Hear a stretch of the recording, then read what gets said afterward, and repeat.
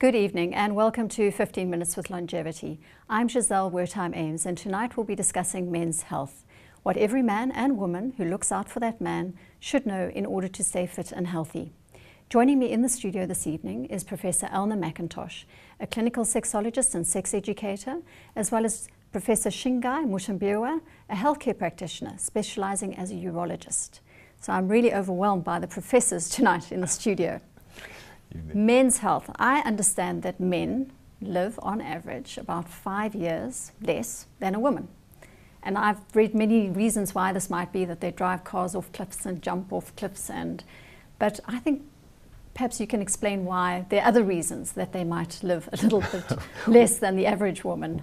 Well, Giselle, it's actually true what you said about the fact that men do take have a higher risk profile than women. We don't take our health seriously. We're more likely to do health destroying things such as smoking and not exercising.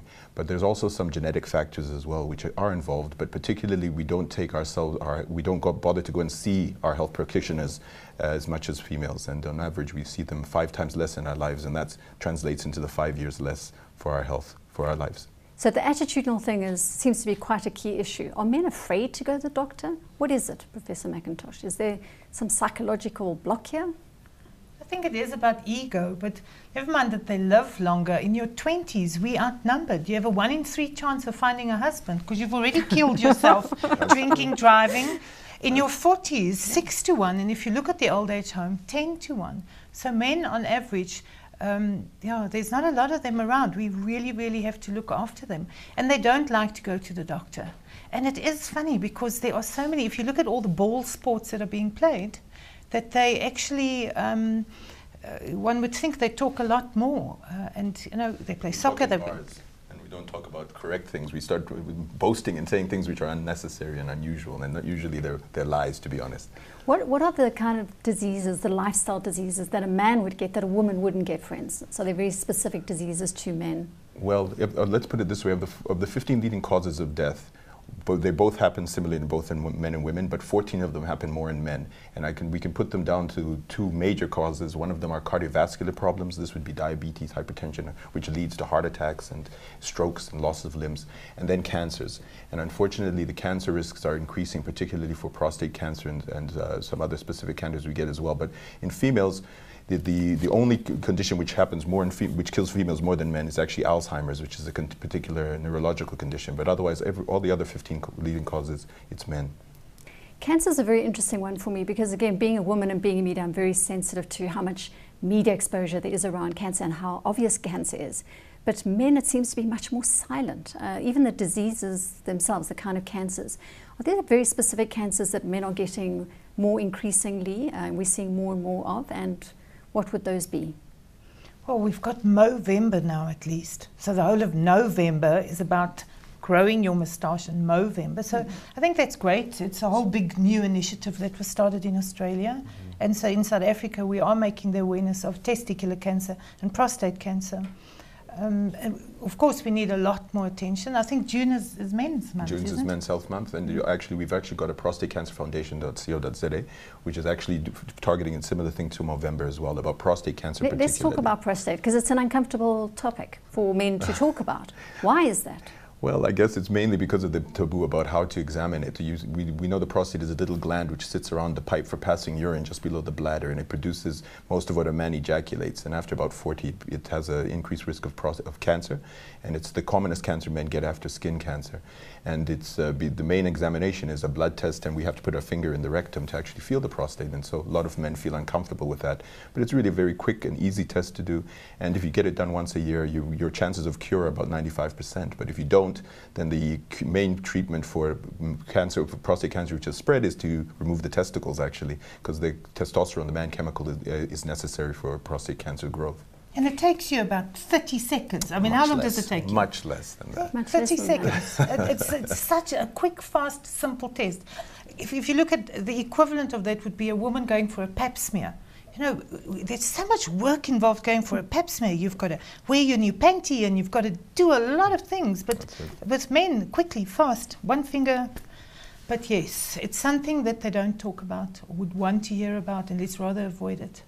Is there a relationship between taking, for erectile dysfunction, for example, drugs, and do those mask the symptoms around some of these cancers? Or how do we know, for example, that we have a problem unless we go to the doctor and we have that test? Do we feel it somehow? The short answer is that you do need to be checked for almost every cancer, because the symptoms of different cancers are varied, but particularly for prostate cancer, most of the cancers develop on the outside part of the prostate, so they don't get difficulty passing urine and things like that early, and it's only late in the disease, so you have to get the examination done and the blood test. Similarly with breast cancer, only when it's late are you going to find problems with blood coming out. So it's a matter of just getting yourself checked out, because it is a pretty simple thing that needs to be checked, and you're also going to make sure that you protect your heart. Are there any other preventative steps you can take, for example, to avoid getting prostate? And I ask you that because I know you wrote a very interesting article in the Medical Chronicle around masturbation, and perhaps we can talk about, it's a very sensitive subject, I know, but I think it was a very interesting insight on the relationship that has to this illness. So yeah, at the time when I wrote it, because just masturbation in the word already is such a taboo. And I remember sending it to Shinga and saying, please check it for me before it goes out. Because masturbation by itself has got so many myths. You'll go blind, you'll grow hairs on your palms, or all of these bad things. So masturbation is probably a very good thing for men to do, which men do anyway. So it's just about actually also giving them permission. But if it was like your car, you'd sort of... there's a great oil ad that says, you've got to move and change your oil. And so often you've got to talk to men like that, almost you change the oil in your car and you move things around and you check things. And you've got to use such metaphors with men. Really, it's never true. Straightforward, to the point. So to get them in your office, so to actually give them permission, which they've been doing forever and a day anyway, and to say, it's good for you, really, you're allowed to masturbate. But it's orgasm as well. Any type of orgasm is helpful. The studies said it was orgasm, including masturbation as well. But I think if you're going to look at cancers across the board, although patients like the idea of some magic pill that can protect you from cancers, the only thing that has been shown consistently to decrease all cancer risks is a good diet and regular exercise. Decreases your cancer risks across the board by 30%. Don't be looking for magic pills. Live a healthy lifestyle and protect yourself from heart diseases, and you also protect yourself from cancer. Now, men, perhaps because there is an imbalance, we all know it's a fact of the workplace, towards there are more men in very demanding positions than there are women. Women have not broken that ceiling for whatever reason. There is still that huge imbalance, especially in very senior positions. So how do men get that support for their health in this very, I would say, very stressful type of environment where there's a lot of expectation on them? I think nowadays you see wellness days, corporate wellness days actually, so health is coming into the workplace. And we need to target the wives as well, or the partners, because I think it's as important because both almost need to take responsibility, but wives also need to talk to husbands to say, I really want you around. I really don't want, because already we know you're going to live you're going to have an expected shorter lifespan than me. So to make sure and to look at his diet and it's all down to communication. The emotional, the psychological support. That's right. And in fact, stress has been shown to we used to think it was just about the problems in the brain and chemicals, but we now know it's an inflammatory disease. It actually causes damage to your blood vessels, and it's a cardiovascular risk as well. So the whole point is if you're stressed and depressed and you're not getting involved with taking care of it, you're also going to be killing yourself as well, because you're going to cause yourself a heart attack or a stroke as well.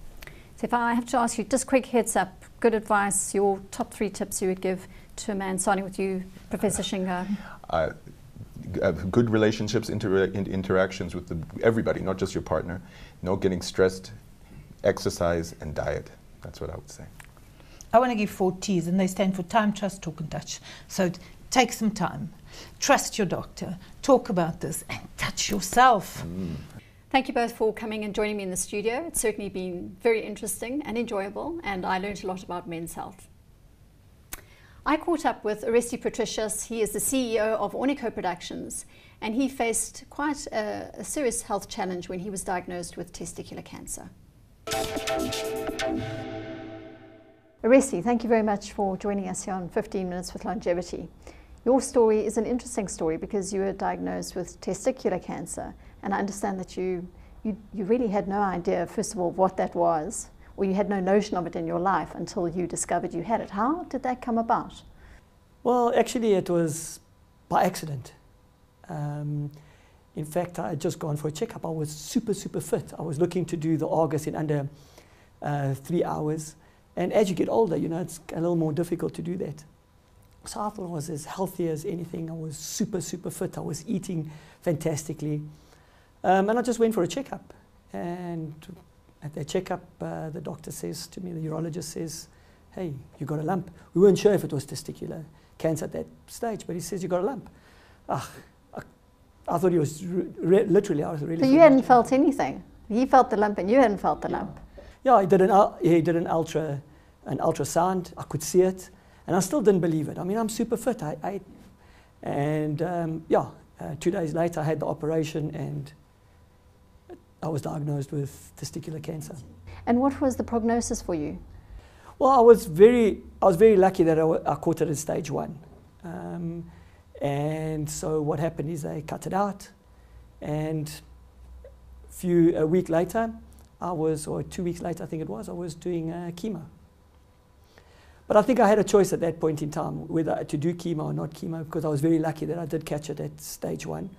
And when I asked the oncologist, he said 50-50, you decide, except if you don't do chemo, you would have to come for checkups more often. And I thought, maybe I'll miss a couple, so let me go and run with chemo. And that's what I did. And did you change anything else in your life, your diet, or, I mean, you obviously were pretty healthy, so what was any other health advice given to you at that time? Yeah, well, look, while I was going through chemo, my wife was absolutely fantastic. I mean, she was strong for me. If at any point in time I felt that I was kind of dipping a bit, she just pulled me up by my shoestrings and just said, come, let's go. But also, at that point in time, I did change my diet. I mean, I did a lot of boiled meat, a lot of fresh vegetables, but like I said, I was eating healthy anyway, so it wasn't a huge change. It was just a bit of a change. So what's your advice? I mean, what would you advise men to do about their health, given your experience? I mean, you're healthy today, that's fantastic. I think I tell all my friends that they need to go for a checkup, and continue at least yearly. Obviously, because I didn't feel it, I didn't know it was there, I felt healthy. And I must tell you, a lot of my friends at the time really hit a bit of a panic. And a lot of them went to do their checkups. Whether they do it now continuously, I don't know, but I do. I'm very, very regular in terms of going. Every year I'll go for my checkups to just see that everything's fine. Well, that's it for tonight's show. I hope you'll join me next week, where we'll be discussing the latest legislation with regards to smoking in South Africa with Dr. Yusuf Saluji. He's the Executive Director of the National Council Against Smoking. Have a great week, take care, and stay healthy.